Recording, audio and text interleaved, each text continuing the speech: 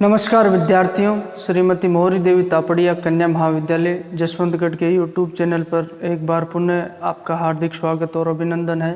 मैं प्रवक्ता चंद्र प्रकाश गुर्जर। आज की क्लास हमारी बीए तृतीय वर्ष के छात्रों हेतु इतिहास विषय की होगी। इतिहास विषय के दौरान जो निरंतर विश्व इतिहास के तहत हम जर्मनी के एकीकरण को पढ़ रहे हैं। जर्मनी के एकीकरण से पूर्व अगर बात की जाए, ऐतिहासिक पृष्ठभूमि का अध्ययन हमने पिछली क्लास में किया। जिस तरीके से हमने देखा किस तरीके से जो जर्मनी 300 छोटे छोटे राज्यों में विभाजित था और उसके पश्चात नेपोलियन द्वारा इस क्षेत्र में आक्रमण करके जो बात की जाए 39 यानी कि 39 राज्यों का एक संघ बनाया गया, तो वहीं से जो जाकर जर्मनी के एकीकरण का मार्ग प्रशस्त होता है और वहीं से जो जर्मनी की जनता में जो राष्ट्रभक्ति की भावना क्या होती है, जागृत होती है, चेतना जागृत होती है और वहीं से जर्मनी के एकीकरण की शुरुआत होती है।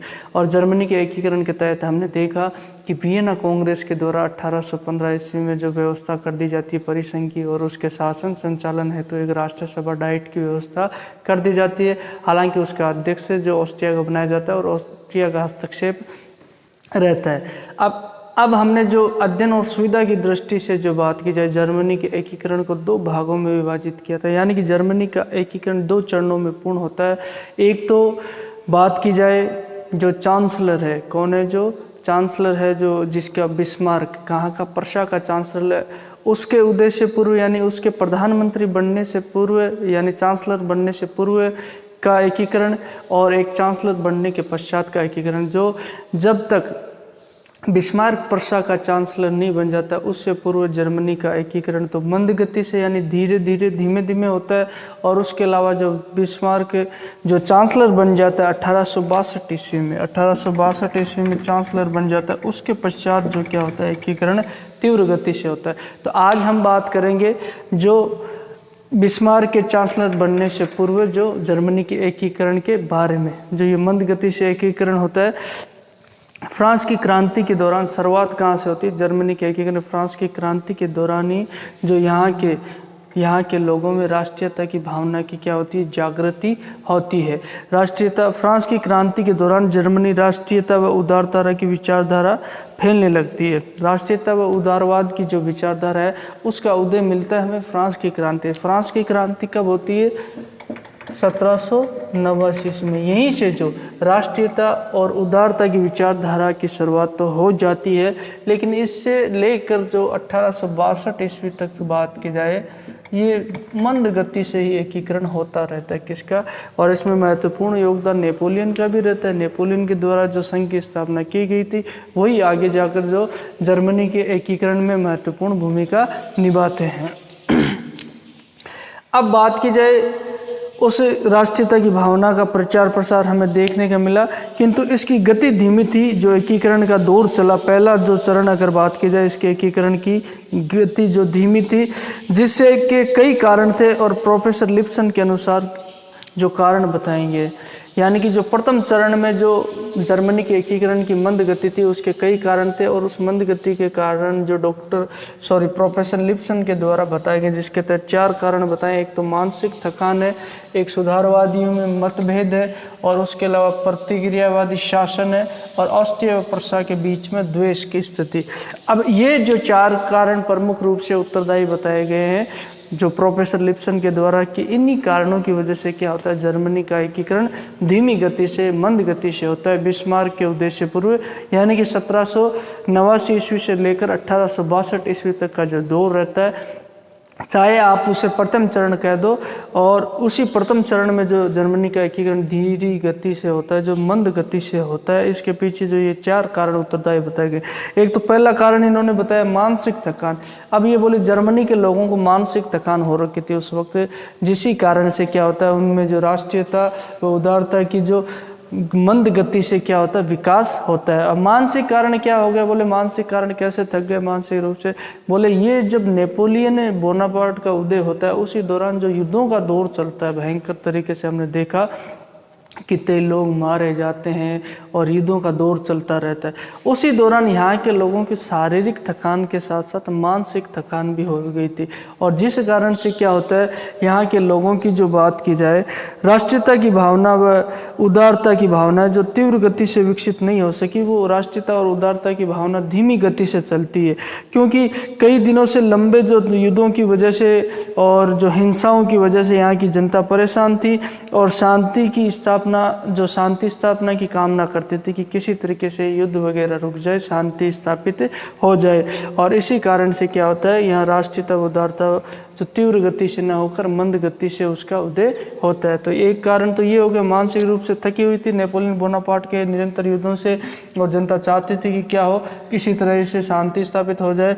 अगर यहाँ एकीकरण को तीव्रता होती तो तीव्रता के दौरान कई क्रांतियों का दौर होता, क्रांतियों के दौर के दौरान कई लोगों की हत्याएं और मृत्यु होती, जिससे ये नेपोलियन बोनापार्ट के युद्धों की वजह से क्या हुई, डरी हुई थी जनता। तो इस वजह से एक तो कारण ये बताया किसके द्वारा, प्रोफेसर लिप्सन के द्वारा।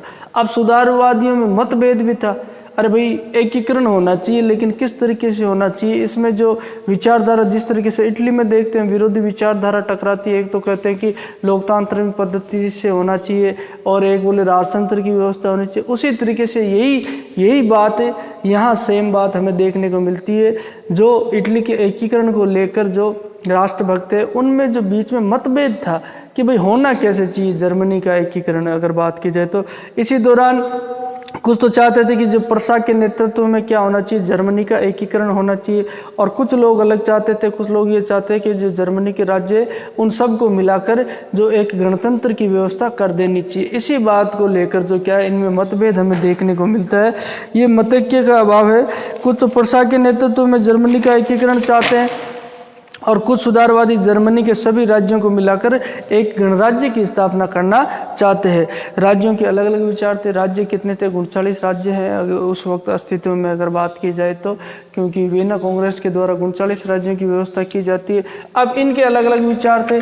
यहाँ के कुछ शासक तो तुम देख लो किसके समर्थक होंगे, ऑस्ट्रिया के समर्थक थे, राजतंत्र यानी निरंकुश राजतंत्र के समर्थक होते हैं, और कुछ प्रशा के समर्थक थे। तो इसी बात को लेकर दोनों में मतभेद था, सुधारवादियों में जो जर्मनी के एकीकरण को लेकर, और वह उसके एकीकरण में एक बहुत बड़ी बाधा के रूप में होता है। और इसी कारण से क्या है, जर्मनी का एकीकरण मंद गति से चलता है।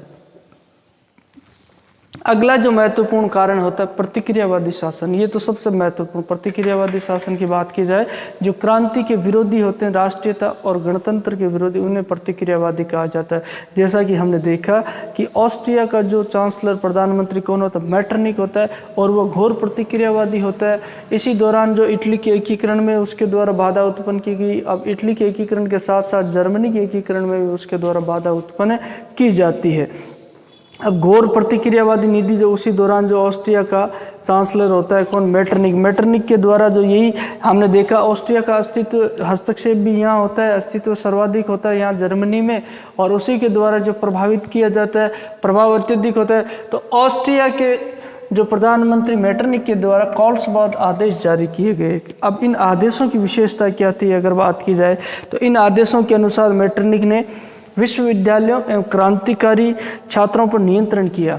प्रत्येक विश्वविद्यालय में उसके द्वारा राज्य की तरफ से एक प्रतिनिधि नियुक्त कर दिया गया ताकि इन पर नज़र रखो, किसी तरह की क्रांतिकारी गतिविधियां नहीं करे, देशभक्ति से संबंधित कोई गतिविधियां नहीं हो, और छात्रों पर नियंत्रण रखने के लिए उसके द्वारा ये कॉल्सबाद आदेश जारी कर दिए जाते हैं, जिसके तहत उसके द्वारा विश्वविद्यालयों में अपने प्रतिनिधि नियुक्त करके उन पर नियंत्रण रखा जाता है, निगरानी रखी जाती है, और क्रांतिकारियों का दमन करने का प्रयास उसके द्वारा किया जाता है। और गुप्त समितियां व समाचार पत्र थे, उन पर प्रतिबंध, रोक लगा दिए, जो समाचार पत्रों पर रोक लगा दी ताकि यहाँ जो राष्ट्रीयता की भावना का क्या उनके द्वारा प्रचार प्रसार नहीं किया जा सके।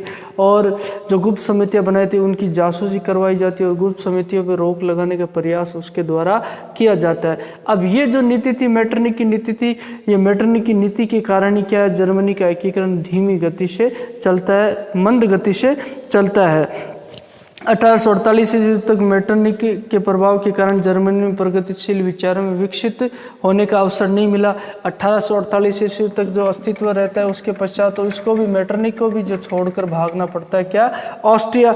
अब इसके द्वारा जो हस्तक्षेप जो इसका हस्तक्षेप रहता है जर्मनी में, और इसी कारण से ये जो बात की जाए जो एकीकरण की गति तेज नहीं हो पाती है और ये मंद गति से एकीकरण चलता रहता है। और हालांकि फ्रांस की क्रांति के दौरान जर्मनी में राष्ट्रीयता की भावना का प्रसार हुआ था, 1830 ईस्वी की क्रांति हुई थी, लेकिन अब इन दोनों के द्वारा मिलकर जो प्रशा और ऑस्ट्रिया के द्वारा मिलकर क्या कर दिया गया था, इन विचारों को क्रांति का दमन कर दिया जाता है। तो ये मूल रूप से जो प्रतिक्रियावादी शासन है ये भी जिम्मेदार होता है। हालांकि कुछ शासक भी ऐसे थे, अगर बात की जाए जर्मन राज्य के, जो किसके समर्थक थे, ऑस्ट्रिया के समर्थक थे, क्योंकि वह राजतंत्रात्मक व्यवस्था के समर्थक थे और वो ऑस्ट्रिया की अधीनता में ही जो शासन कर रहे थे, तो उनको अपनी सत्ता बनाए रखने के लिए वो क्या करते थे, जो ऑस्ट्रिया का समर्थन करते थे और उसकी प्रतिक्रियावादी नीति का अनुसरण भी उनके द्वारा किया जाता। अब ऑस्ट्रिया व प्रशा में जो द्वेष का कारण था, ये भी इसके लिए बाधा उत्पन्न करता है जर्मनी के एकीकरण के लिए, और इसकी गति जो मंद होती है इसके लिए भी ये जिम्मेदार होता है। इनके बीच में आपस में झगड़ा और द्वेष किस कारण से था, एकीकरण के नेतृत्व को लेकर। जर्मनी और जो ये जर्मनी का जो क्षेत्र, इसमें नेतृत्व प्रशा भी करना चाहता था और ऑस्ट्रिया भी करना चाहता था। हालांकि इनके एकीकरण को लेकर भी विचार अलग अलग थे। प्रशा तो इसका सही तरीके से अगर बात की जाए, अंतिम समय में जो एकीकरण के लिए जो सहमत हो जाता है, लेकिन ऑस्ट्रिया किसी बात को लेकर जो इसके एकीकरण के लिए समर्थक जो सहमत नहीं था।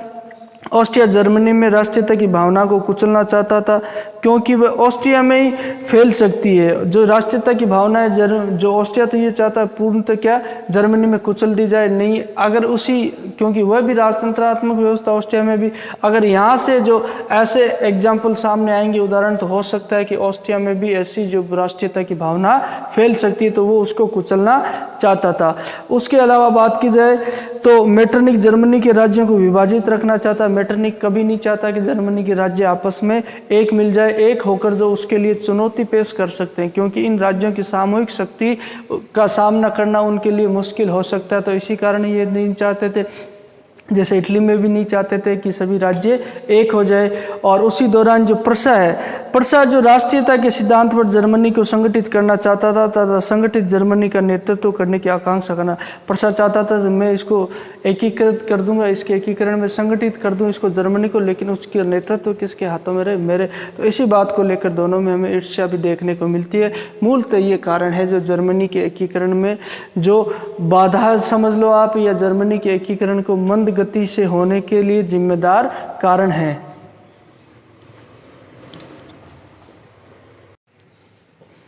तो विद्यार्थियों, आज की क्लास में हमने जो जर्मनी के एकीकरण के प्रथम चरण के बारे में जाना, और प्रथम चरण की बात की जाए तो प्रथम चरण के मंद गति से चलने के पीछे जो उत्तरदायी कारणों के बारे में जिक्र किया, जिसके तहत प्रोफेसर लिप्सन ने 4 कारण बताए।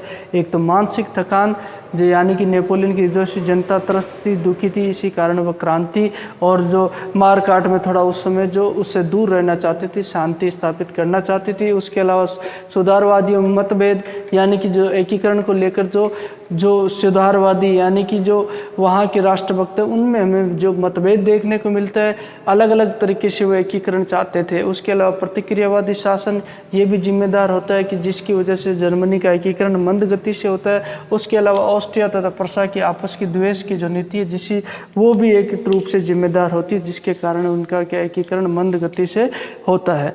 तो आज की क्लास में हमने जर्मनी के एकीकरण से संबंधित प्रथम चरण को जाना, और इस चरण की धीमी गति के चलने के लिए जो उत्तरदायी कारण है उनके बारे में जिक्र किया। तो बोलिए, यहाँ तक आपको कोई चीज़ समझ में नहीं आई हो, किसी तरह की समस्या हो, शंका हो, तो आप निसंकोच पूछ सकते हो। और अपने पास जो शैक्षणिक व्हाट्सएप ग्रुप प्लेटफॉर्म अवेलेबल है, उसके माध्यम से भी आप अपनी बात मुझ तक पहुँचा सकते हो। तो आज के लिए बस इतना ही, और एक बार पुनः सभी विद्यार्थियों का बहुत बहुत धन्यवाद।